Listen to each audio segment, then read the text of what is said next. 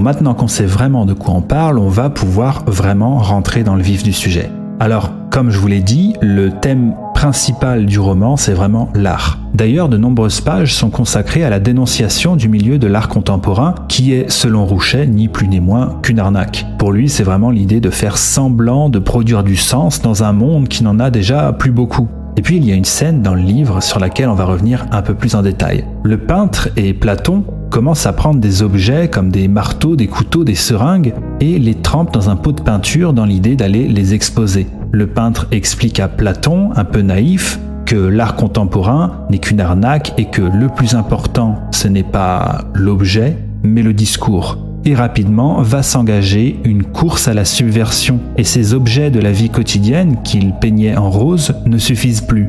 Alors ils vont commencer à repeindre des livres du petit moustachu allemand, des casques de la Seconde Guerre mondiale, des svatiskas, enfin vous voyez l'idée.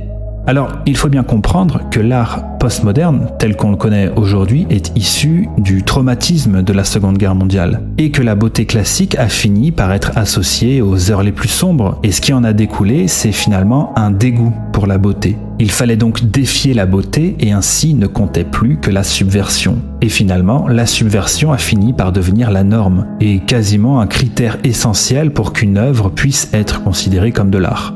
Et donc, pour pouvoir continuer à surenchérir dans la subversion, il n'y avait plus qu'une seule solution, faire référence au tabou ultime, à savoir le bruit des bottes, le moustachu, les heures les plus sombres, l'odeur du gaz, le nauséabond, bref, vous voyez, le genre de mot qui fait sauter la monétisation. Mais ça s'arrête pas là. À côté de là où ils exposent, un autre artiste présente une installation performance dans laquelle, je cite, « 3 femmes noires, quasiment nues, si ce n'est un bikini au motif banane, sont transformées en meubles. Une femme table à 4 pattes, une femme chaise cambrée en arrière et une femme étagère qui porte une pile de livres. » Et dans cette scène, l'artiste cherche à créer une œuvre provocante pour faire parler de son œuvre et donc pour vendre, parce qu'aujourd'hui l'art contemporain n'est que spéculation et histoire de pognon. Alors l'artiste défend son œuvre en disant, je cite, « J'accuse la société patriarcale blanche de discriminer, de piller et de réifier les populations noires immigrées. Je me lève pour dire que rien n'a changé, contrairement à ce qu'ose prétendre l'homme blanc,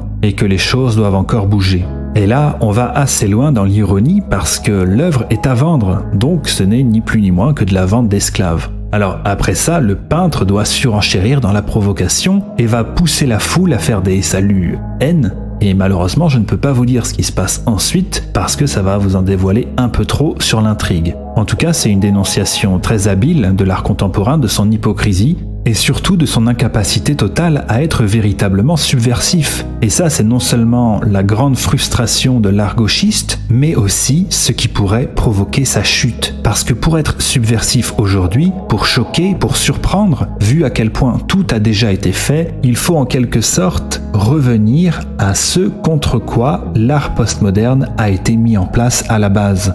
Alors, sans aller jusqu'à l'allégeance à l'idéologie du petit moustachu, parce que c'est quand même aller un peu loin et que c'est très con, le retour aux valeurs traditionnelles, à un certain conservatisme, à des idées que la gauche rejette, c'est peut-être la seule possibilité d'être subversif aujourd'hui. Et c'est ça qu'il faut vraiment comprendre. La subversion n'appartient plus à la gauche, elle est aujourd'hui à droite. Ça, vous l'aviez certainement remarqué, mais ce qu'il y a, c'est que la subversion n'est une valeur que pour la gauche, pour le bobo gauchiste lambda. Pour lui, la subversion est une valeur en elle-même. Mais pour quelqu'un qui a des idées plus conservatrices, plus à droite, on va dire, la subversion est une obligation. C'est-à-dire, pour donner un exemple très concret, dire aujourd'hui qu'il y aurait trop d'étrangers non assimilés en France, c'est quelque chose qui risque de choquer, d'avoir des conséquences, parce que ça va contre le discours dominant. Mais le fait que ça choque, c'est simplement une conséquence. Alors que pour le gauchiste, le but premier, c'est de choquer.